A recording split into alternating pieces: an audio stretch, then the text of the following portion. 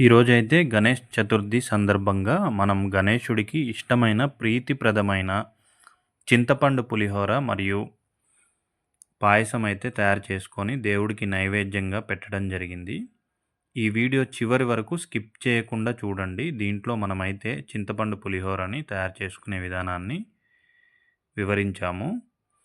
ముందుగా అయితే మేము చింతపండు కడుక్కొని వాటర్‌లో దీన్ని ఒక 15-20 నిమిషాలు నానబెట్టుకున్నాము.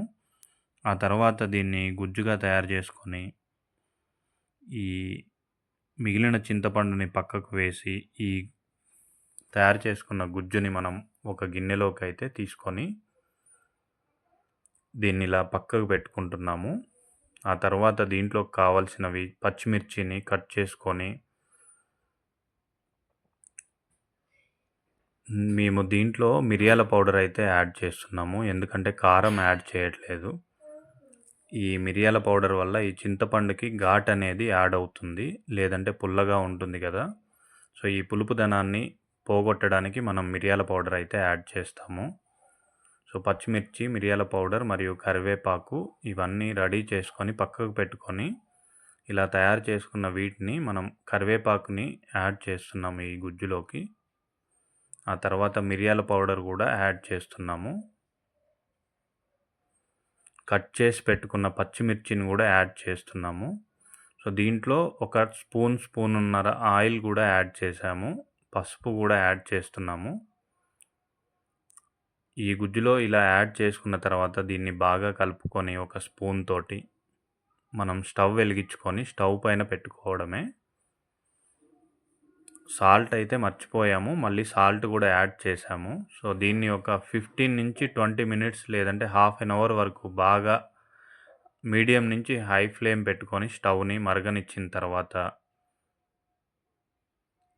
ఈ మిశ్రమం మొత్తాన్ని మనం పక్కకు పెట్టుకోవడమే. దీన్నొక 15-20 డేస్ కూడా మనం ఇలా స్టోర్ చేసుకోవచ్చు. సో, నేనిప్పుడైతే తాలింపు కోసం రిమైనింగ్ ఐటెమ్స్ అన్నీ తయారు చేసుకుంటున్నాను. పచ్చిమిర్చి తీసుకొని పచ్చిమిర్చి కట్ చేసుకుంటున్నాము.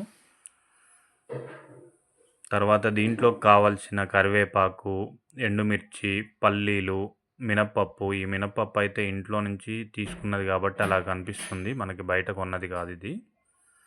దీనికి నేను ఒక గిన్నె తీసుకొని ఆవపిండి అయితే తయారు చేసుకుంటున్నాను. ఆవాలు మరియు మెంతులు కొంచెం లైట్‌గా ఫ్రై అవ్వనిచ్చి వాటినైతే మనకున్న చిన్న రోల్లో వేసేసుకొని దాన్ని మనం పౌడర్‌లాగా దంచుకొని పెట్టుకుంటున్నాము.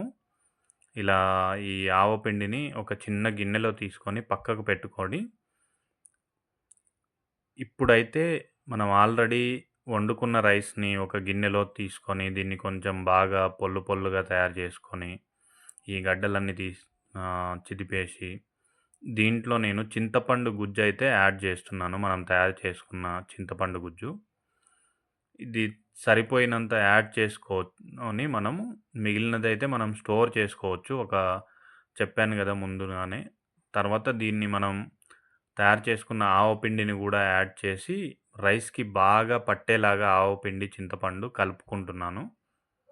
ఆ తర్వాత రైస్‌లో గూడా నేను సాల్ట్ యాడ్ చేసుకుంటున్నాను. కొంచెం ఆయిల్ గూడా యాడ్ చేస్తున్నాను.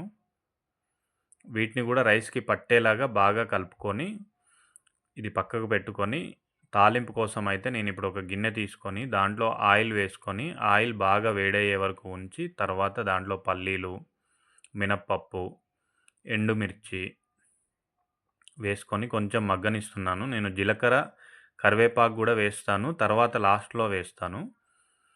ఈ పల్లీలు, ఎండుమిర్చి, మినపప్పుకి పచ్చిమిర్చి గూడా యాడ్ చేసుకొని బాగా మగ్గిన తర్వాత లాస్ట్‌లో చివర్లో మనం కరివేపాకు, జీలకర్ర మరియు ఇంగువ కలుపుకుంటున్నాను. ఇవి లాస్ట్‌లో ఎందుకు కలుపుకుంటున్నానంటే ఫస్టే మనం కలుపుకుంటే ఇది మాడిపోతుందని లాస్ట్‌లో నేను మిక్స్ చేశాను. ఈ తాలింపు ఏదైతే ఉందో రెడీ చేసిన తాలింపుని మనం ముందుగానే చింతపండు గుజ్జు కలుపుకున్న రైస్‌కి యాడ్ చేసుకోవటమే. ఇలా యాడ్ చేసుకున్నప్పుడు ఈ గిన్నెలో ఆయిల్ ఉంటుంది కాబట్టి కొంచెం రైస్ ఏసేసి దాన్ని కలిపి మనం ఈ రైస్‌ని మళ్ళీ బౌల్‌లోకి ఏసేసుకొని ఈ తాలింపుని రైస్‌కి బాగా పట్టేలాగా చేత్తోనే కలుపుకుంటే బాగా పడుతుందిది. సో, ఇలా కలుపుకొని పెట్టుకున్న తర్వాత చింతపండు పులిహోర అయితే రెడీ అయింది. ఇది మనం దేవుడికి నైవేద్యంగా పెట్టిన తర్వాత టేస్ట్ చూసాము. చాలా అంటే చాలా టేస్టీగా ఉంది. మీరు గూడా ఇంట్లో చేసుకొని చెప్పిన కొలతలతో కామెంట్ అయితే చేయండి. ఈ వీడియో నచ్చినట్టయితే లైక్ చేయండి ఫ్రెండ్స్. అంతే సబ్స్క్రైబ్ గూడా చేసుకోండి ఛానల్‌ని. ఇంకా ఏమైనా సలహాలుంటే కామెంట్ రూపంలో తెలియజేయండి. Thank you very much friends.